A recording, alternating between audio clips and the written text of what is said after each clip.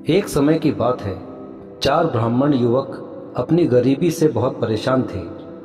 अपनी गरीबी को दूर करने के लिए उन्होंने गांव छोड़कर नगर जाने का निर्णय लिया। चारों ने नगर की ओर प्रस्थान किया। चलते चलते जब चारों थक गए तो शिप्रा नदी के किनारे रुककर उन्होंने पानी पिया और स्नान किया। फिर जब वो थोड़ा और आगे चले तो एक जटाधारी योगी ने उन्हें देखा। जटाधारी योगी, जिसका नाम भैरवनाथ था, उसने चारों ब्राह्मण युवकों को अपने आश्रम में आकर भोजन करने और विश्राम करने का न्योता दिया। चारों ब्राह्मण युवक भूखे और थके हुए थे। उन्होंने योगी भैरवनाथ का न्योता स्वीकार कर लिया। भोजन और विश्राम के पश्चात योगी भैरवनाथ ने चारों युवकों से उनकी यात्रा का कारण पूछा।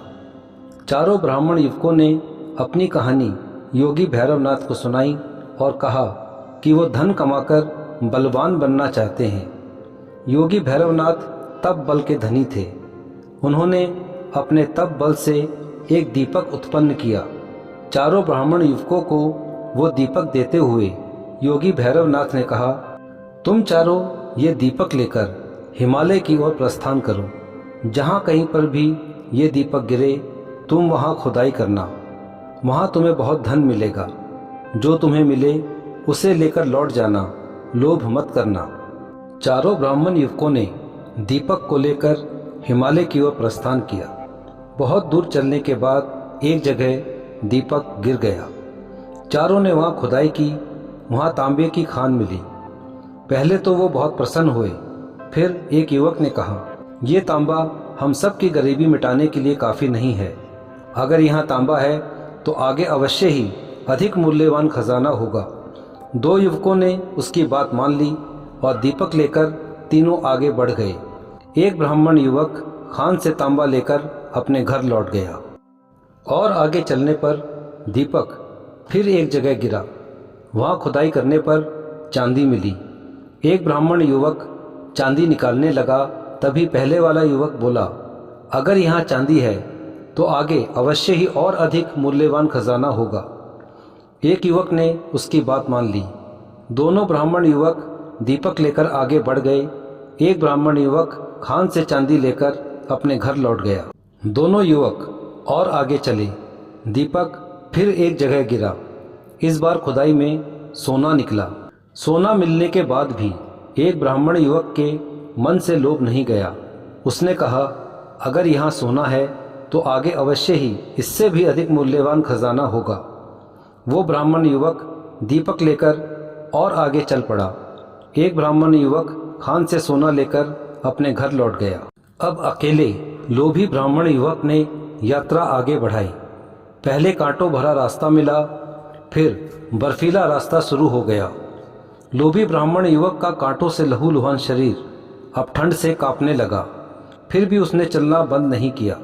वो आगे बढ़ता रहा। अब वो बहुत थक गया था। उसे प्यास भी लगी थी। तभी उसे एक युवक दिखाई दिया जिसके मस्तक पर चक्र धंसा हुआ था और वो घूम भी रहा था। ब्राह्मण युवक को बहुत आश्चर्य हुआ।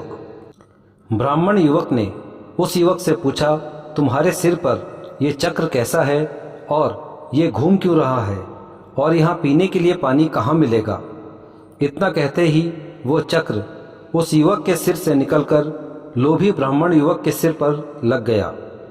आश्चर्य और पीड़ा से तड़पते हुए ब्राह्मण युवक ने पूछा, ये चक्र मेरे सिर पर क्यों लगा?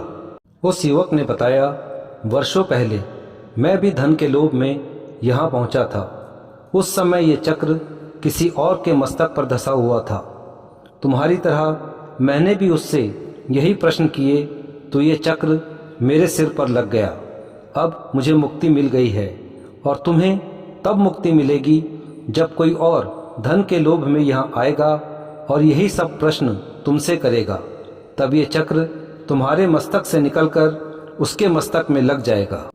तब ब्राह्मण युवक ने पूछा, ऐसा कब होगा?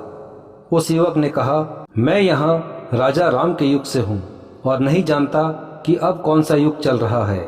अब तुम खुद ही अनुमान लगा लो। इतना कहकर वो युवक चला गया। ब्राह्मण युवक का मन अपने लोभ के कारण पश्चाताप और दुख से भर गया। मस्तक में घूमते हुए चक्र की पीड़ा से उसके आंसू निकलने लगे। पता नहीं उसे कितने युगों तक मुक्ति की आस में इस पीड़ा को भोगना पड़ेगा। पंचतंत्र की ये कहानी हमें शिक्षा देती है कि हमें अधिक का लोभ नहीं करना चाहिए और जो हमें मिला है उस पर संतोष करना चाहिए।